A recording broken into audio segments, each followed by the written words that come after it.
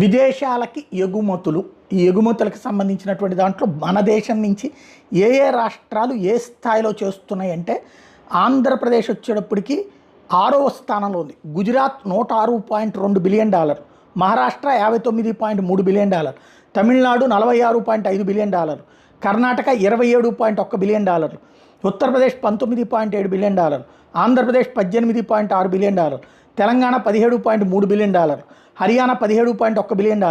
west Bengal $11.3 billion, Rajasthan $10.3 billion, Delhi $9.7 billion, Orissa 9.1, Madhya Pradesh 7.03, Punjab 6.3, Kerala 4.3, Goa 2.2, Himachal Pradesh $2.2 billion,